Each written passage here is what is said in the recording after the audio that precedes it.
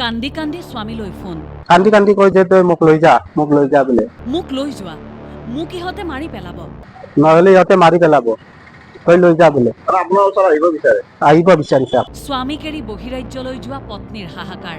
ই blackmail কৰি থকা বুলি আগতে কৈছে তাইক, কিন্তু তাই যাব লগা বাধ্য কৰি দিছিল। ব্লেকমেইলিঙৰ দোহাই দি স্বামীক এৰি পালেগৈ কেৰালা।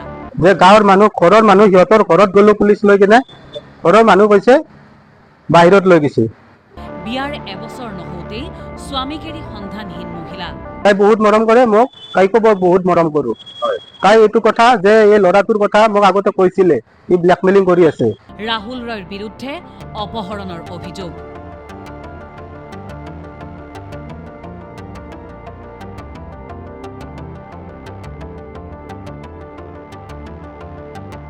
ঘটনাৰ এই আৰম্ভণি দেখি আপুনিও হয়তো ভাবিছে যে প্ৰকৃততে ঘটনাটো কি। ঘটনাটো আজিৰ পৰা ঠিক 4 দিন পূৰ্বৰ। 4 দিন পূৰ্বে গীতানগৰ থানাৰ পৰা এক খবৰ আহিছিল। গুৱাহাটীৰ গীতানগৰৰ মনালিছা পথৰ এগৰাকী বিবাহিতা মহিলা সন্ধানহীন হৈছে। নাই বুলিয়েই নোহোৱা হৈ গৈছে মহিলাগৰাকী।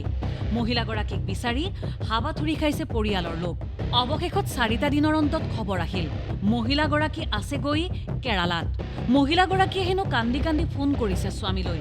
দুষ্ট চক্ৰৰ কবলত পৰি ব্লেকমেইলিঙৰ ভুক্তভোগী হৈ স্বামীক এৰি যাবলগীয়া হ'ল পত্নী। আৰু তাৰ পাছতেই এতিয়া পত্নীৰ ওপৰত চলিছে শাৰীৰিক নিৰ্যাতন। সেই কান্দি কান্দি স্বামীকেই কৰিলে সাৰথি। স্বামীক ক'লে, মোক ইয়াৰ পৰা লৈ যোৱা, নহ'লে মই মৰি যাম। কান্দি কান্দি কয় যে তই মোক লৈ যা বোলে। 4 দিন পূৰ্বে গুৱাহাটীৰ গীতানগৰৰ পৰা সন্ধানহীন হৈ আছিল এই মহিলাগৰাকী। অৱশেষত কেৰালাত সন্ধান ওলাল মহিলাগৰাকীৰ। আৰু মহিলাগৰাকীয়ে কান্দি কান্দি হেনো স্বামীক ক'লে, ৰাহুল ৰয় নামৰ এজন যুৱকে অপহৰণ কৰি নিছিল তেওঁক। যিহেতু মই 9 তাৰিখে গাঁৱত যাবা বিশেষ কামৰ কাৰণে গাঁৱত যাব লগা হ'ল, আৰু 10 তাৰিখে মই ঘূৰি আহিলোঁ যে মোৰ পত্নী চিত্ৰালী ফুকন ৰুমত নাই। অলপ সন্দেহ আহিলে মোৰ যে কাপোৰ খানিও নাই, ক'ত গ'ল গা। মই গীতানগৰ থানাত এখন এজাহাৰ দিলোঁ, দৌৰি কৰি। এজাহাৰ মই দি কিনে মই ভাবিলোঁ মাকৰ চুইচ অফ আছে, যাতে মাকৰ ঘৰত যোৱা বুলি ভাবিলোঁ। মাকৰ ঘৰতো মই গ'লোঁ, ডিব্ৰুগড় নাহৰকটীয়াত মই বিচাৰি গ'লোঁ। তাত গৈ গম পালোঁ যে বিচাৰ খোচাৰ কৰি কিনে এটা ৰাহুল ৰয় নামৰ ল'ৰা এজনে প্ৰবঞ্চনা জালেদি বহুত ব্লেকমেইলিং কৰি কিনে লৈ গৈছে। গুৱাহাটীৰ পৰা বলপূৰ্বকভাৱে কেৰালালৈ লৈ গৈছিল মহিলাগৰাকীক। আৰু কেৰালা গৈ পোৱাৰ পাছতেই ৰাহুলৰ ওলাল প্ৰকৃত ৰূপ। স্বামীক এৰি সন্ধানহীন হোৱা মহিলাগৰাকীৰ ওপৰত চলিল অবৰ্ণনীয় শাৰীৰিক নিৰ্যাতন। আৰু সেই ভয়াৱহ শাৰীৰিক নিৰ্যাতনৰ সন্মুখীন হৈয়েই এতিয়া স্বামীলৈ ফোন, মোক লৈ যোৱা, নহ'লে মোক ইহঁতে মাৰি পেলাব। বিয়াৰ 1টা বছৰো সম্পূৰ্ণ হোৱাই নাই। গুৱাহাটীৰ গীতানগৰৰ মনালিছা পথৰ তপন দাসৰ সৈতে বিয়াত বহিছিল এই মহিলাগৰাকী। প্ৰথমে সকলো ঠিকেই আছিল। তাৰ পাছত স্বামীক হেনো কৈছিল, ৰাহুল ৰয় নামৰ যুৱকজনে প্ৰায়েই ব্লেকমেইলিং কৰি আহিছে মহিলাগৰাকীক।